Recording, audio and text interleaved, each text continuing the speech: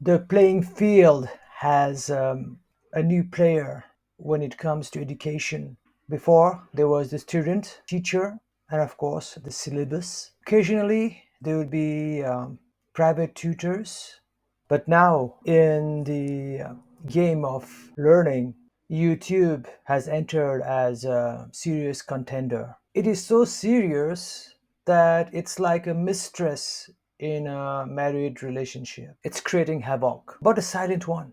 Yet, neither the syllabus has provisioned this new player, nor the teachers know the extent of the influence of this new mistress in the classroom. You can ask any student today, and very few will say that they do not use YouTube to understand their course. Many students claim that it's useless to stay in class, and the actual teacher is YouTube. Nowadays, where it is not restricted, the students will have their laptops open and wear headphones while the teacher is lecturing in class. For the college administration, this is an advancement in the learning pedagogy.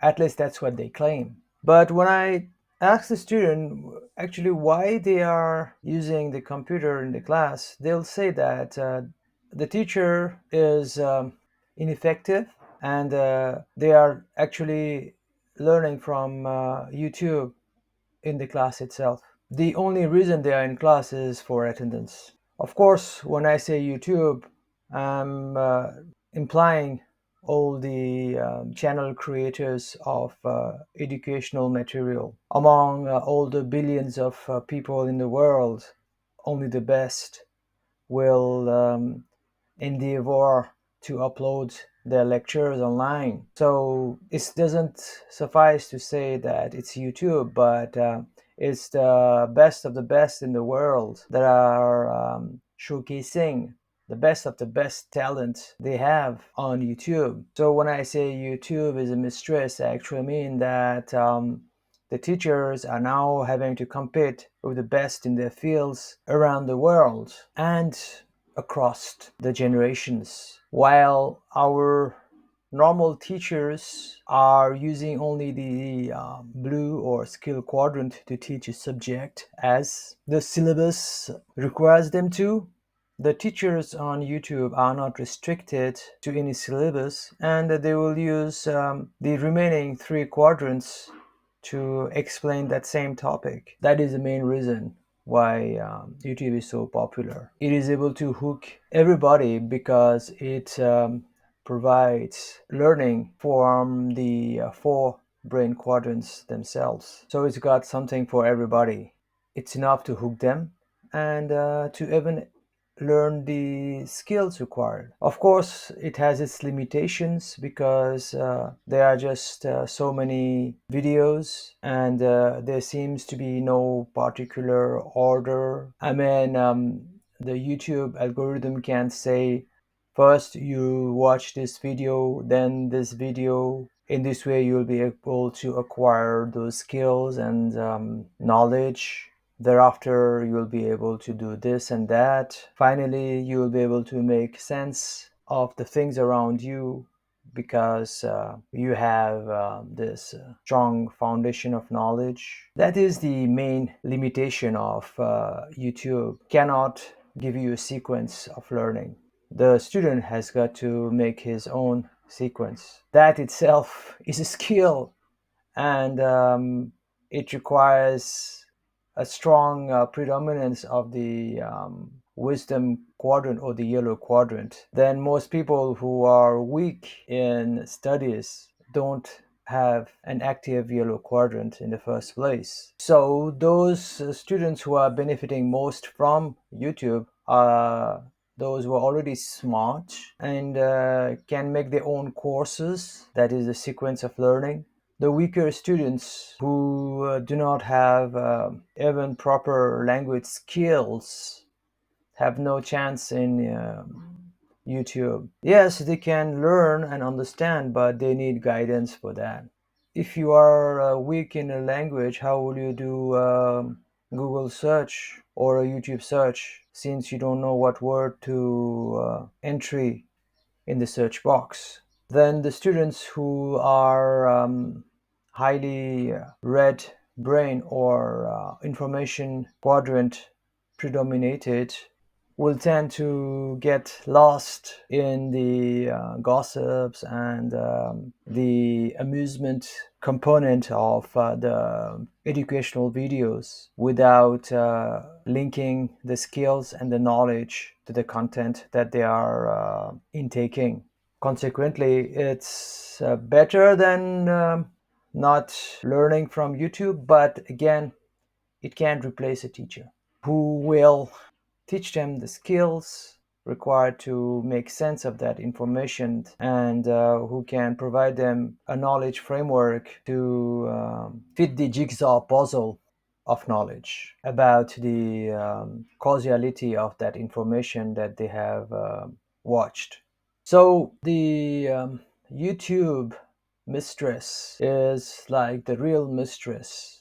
It has fun with the student, but it doesn't take responsibility of the student like the real wife or here the teacher would. Nonetheless, the marriage or the relationship between teacher student has been spoiled. So, what to do? The best thing for teachers to do is to watch the YouTube videos themselves first. Even without reading my book, they can develop the four brain learning approach by watching them because anybody who uploads content on YouTube has got a holistic approach to learning. Then they should use the various approaches that they watch on the videos to teach the same topic that they are learning and teaching in the classroom. Basically, the teachers should get inspiration from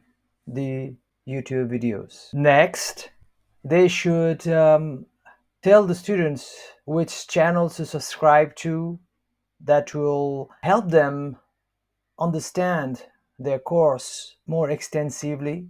Also, recommend them channels that will help them in scoring higher marks in their subjects. Now, the mistress becomes a convenient store that the teacher can send the students to go and shop from. There are so many problems that YouTube can solve for the teacher. The biggest question the students has is what is the use of what I'm studying? So while the skills can be learned from YouTube, the application or the day-to-day use of what they are studying can be learned from YouTube.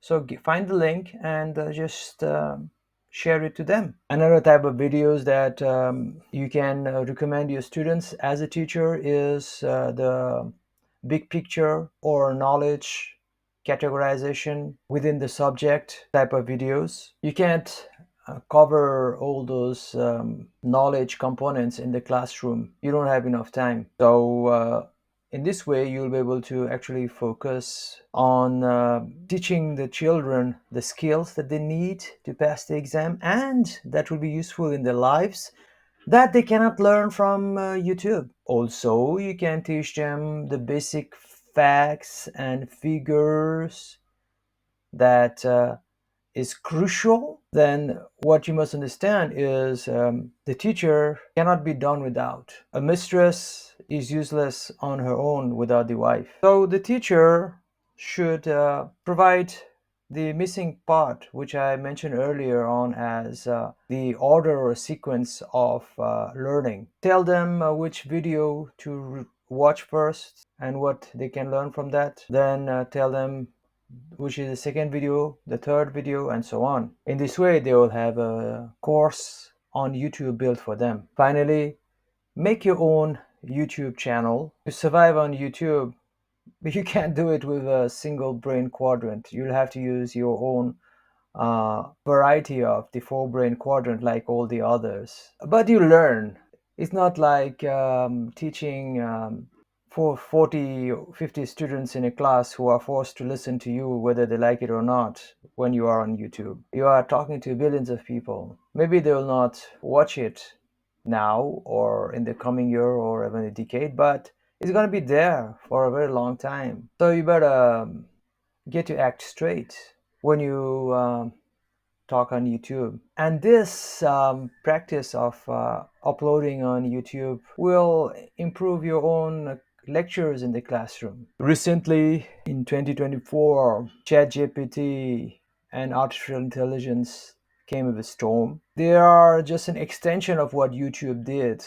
It's true that the AI can do the children's homework, but the same AI can now identify whether it has been done by AI or not. So, the ethical aspect aside, AI poses an opportunity for the teachers. You can use AI to help the student find answers to mathematical problems when you are not available to them. Don't try to solve it on a piece of paper for them when they ask you how to solve a problem. Instead, input that problem on an AI app like Gemini, Copilot, or ChatGPT, or now DeepSeek. Then let the app solve the problem. Watch with the students and teach them how to understand the solution that is provided. Teach them the skills that has been used from going to step from 1 to step 2 or and step 4 and so on. In this way, AI gives you as a teacher the opportunity to explain instead of doing when it comes to mathematics. In the language department, use AI to help the student correct their grammatical mistakes and find synonyms or better ways to express themselves. Use AI to correct their essays. Needless to talk about coding, but still, teach them to use AI to write code. And your job now is to explain how each line leads to the outcome. AI can be your most helpful co teacher, and this is how you should use technology. This is the new role